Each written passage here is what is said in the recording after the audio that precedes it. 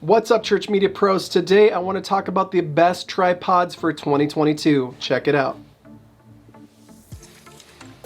Welcome back to Church Media Pro. My name is Aaron, and on this channel we talk about all things church media production and advertising. And today, guys, I want to talk about tripods because they are so important when creating videos, when doing your live stream, and in general, you need stabilization for that camera if you're going to do video and or photography. So let's get into it, guys. I got a couple recommendations here.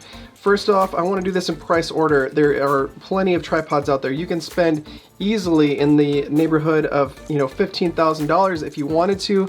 And I know some churches that have. Don't get me wrong, that sounds like crazy money to some people.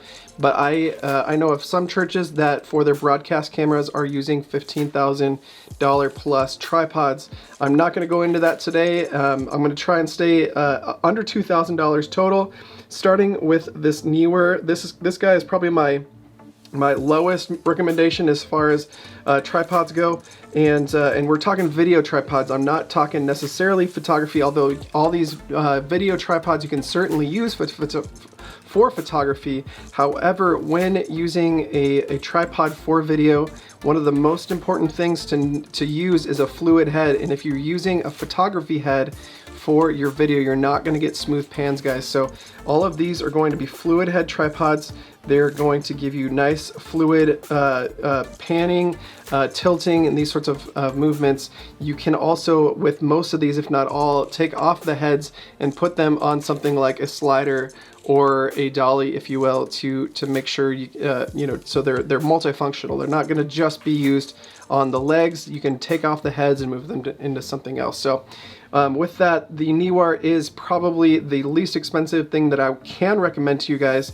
$186, maybe a lot of money to some of you, but this is the bottom end as far as my recommendations go, because this is a professional media channel, guys. I'm not going to do anything less, and this is again the bottom end. And so every single tripod I'm talking about today is going to be able to handle the weight of a current professional camera. And when I talk about professional cameras, I'm not talking about the massively heavy studio cameras that you're gonna find in some churches. I'm talking about Blackmagic Design, Canon C 100, 200, 300, 500 series. I'm talking even a Red is going to be able to run on any of these tripods, guys.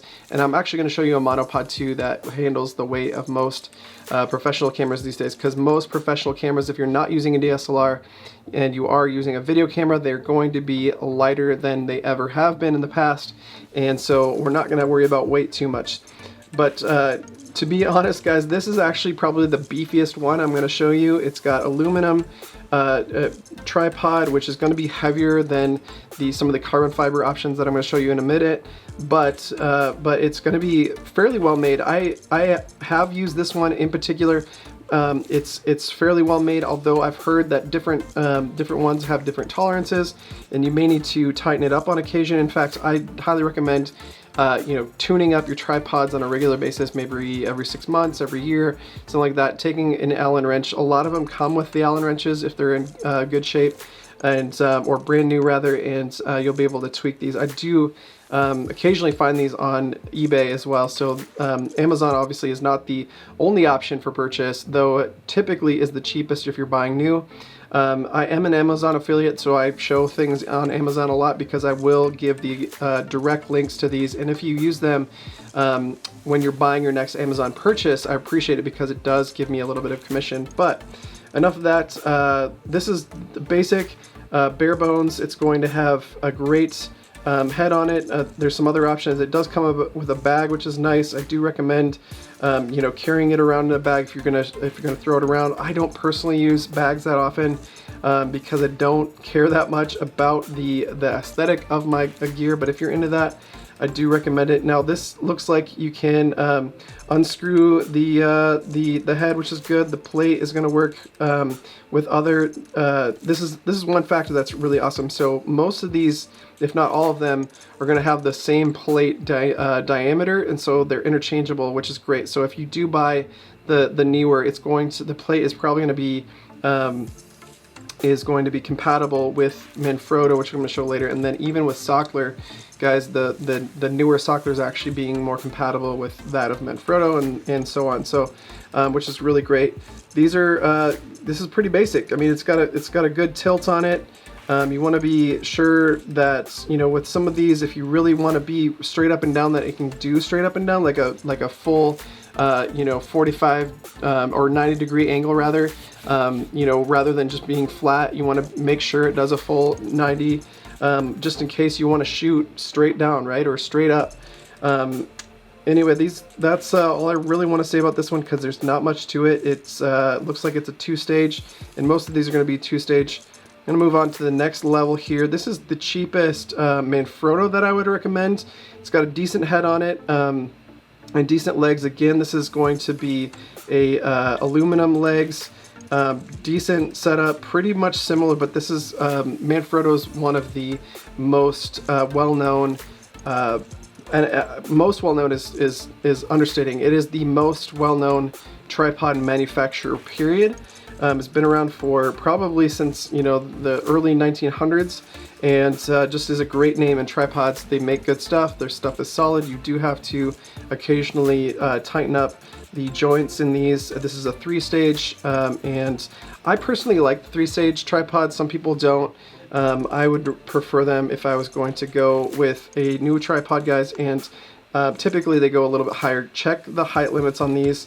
And also, you know, you want to check the weight limit just to be careful, but this one's got 11 pounds. You're not going to find too many video cameras these days that are used in churches, at least, that are going to need to be more than 11 pounds unless you've got a very, very large broadcast camera. So I'm not going to spend too much time on this, because I do want to spend a little bit more time on this guy. This guy has just overall is a better setup. It's a little bit stronger, a little bit more easy to unclip and reclip, a little bit nicer head, and that's why you see the price tag difference jump by so much. So this is $391, $400, you know, pretty much.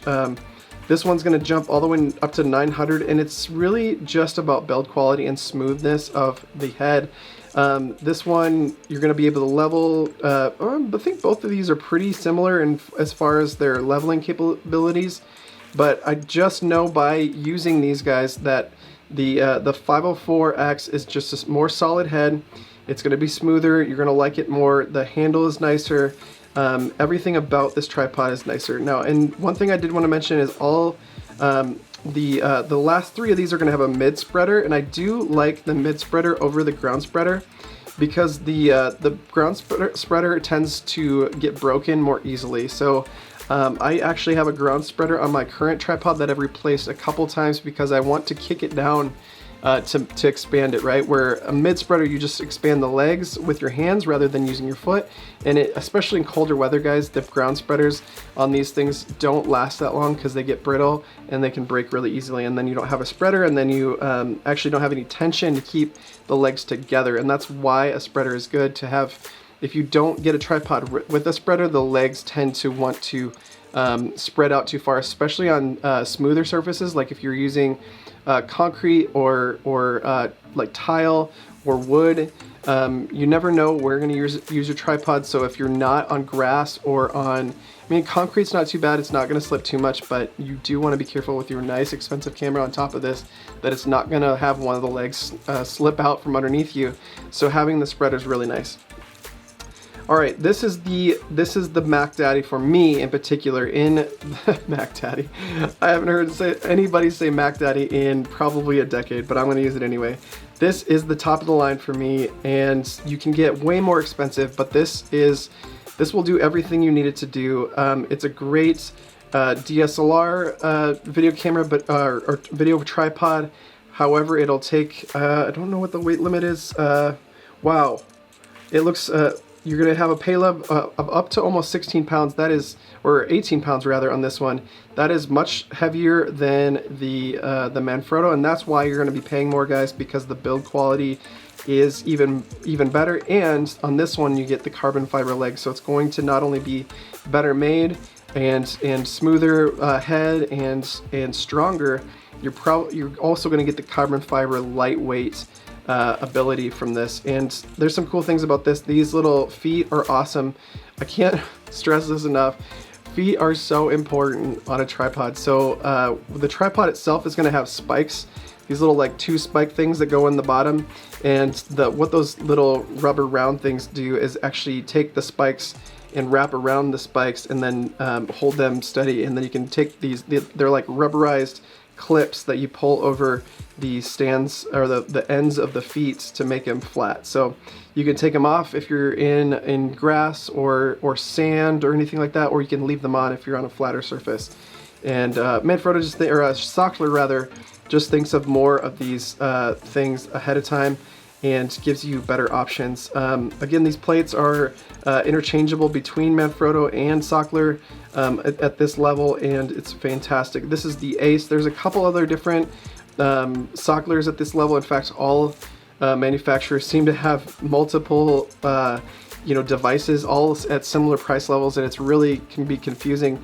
I like the Ace. I've used them a bunch, and they work great for run and gun, and as well as studio production, and highly recommend going with Sockler.